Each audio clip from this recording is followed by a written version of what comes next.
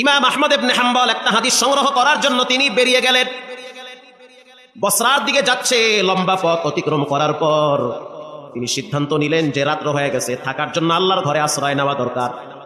মসজিদে ঢুকলেন, গাট্টি রাইখা নামাজ আদায় করলেন।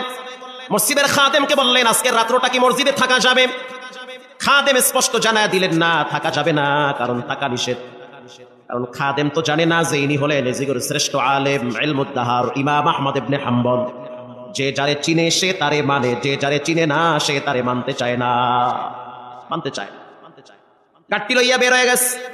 ইশারের নামাজ আর এক মসজিদে পড়লো। নামাজের পরে খাদেমকে বলল, একটু থাকার জন্য বারান্দাটা খুলে দাও। খাদেম বলল, হবে না, কমিটি বলেছে রাত্রিবেলা এখানে কাউকে থাকতে দেওয়া হবে না। খাদেম যদি জানতো ইনি হলেন শ্রেষ্ঠ আলেম, মসজিদে রাখতেন না, মাথায় করে বাড়ি নিয়ে যেতেন। কিন্তু খাদেম তো চিনে না।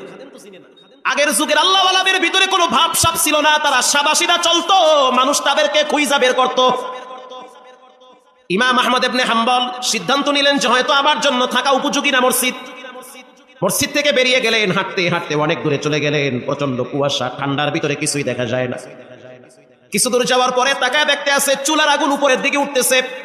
বুঝতে আর বাকি না, এখানে চুলা জ্বলতেছে, চুলার উপরে তাওয়া দেওয়া, এক যুবক দাঁড়ায় দাঁড়ায় রুটি ভাজতেছে। ইমাম আহমদ ইবনে হাম্বল কাছে গিয়া বললেন, ও যুবক, আজকের রাত্রটা যদি তোমার গরম চুলার কিনারায় কাটায় দেই তাহলে কি তোমার কষ্ট হবে? যুবক বলল, না, কষ্ট হবে না। আপনি একজন মুসলমান, আমার চুলার কিনারায় যদি আপনি একটু ঘুমান, এটা তো আমার জন্য খুশনসিব। থাকেন আপনি, ভিতরে কম্বল আছে, আইনা দিচ্ছি, রুটি আছে, যত মনে চায় খান, আরামে ঘুমান, ফজরের টাইমে আমি আপনার ডাইকে দিব। ইমাম আহমদ ইবনে হাম্বল কয়, ও দয়ার মালিক আল্লাহ, এ তোমার কেমন নিয়ম? তুই মসজিদে গেছি, ধাক্কায়া বাইর করে দিছে, এখানে দেখি গরম রুটি আর গোশত লইয়া বয়া হইছে। এই জন্য কখনো ঘাবড়াইতে নাই। দরওয়াজা 10টা বন্ধ হতে পারে, 11টার বেলায় খুলে দিতে পারেন কে? কখনো ঘাবড়াবেন না, অস্থির হবেন না। চাকরি হচ্ছে না, বেশি টেনশন করবেন না, চেষ্টা করেন, ট্রাই করেন। আপনার রবের দরওয়াজা কখনোই বন্ধ থাকে না। আপনি উকি মারেন, অটোমেটিকলি ব্যবস্থা করে দিবেন কে?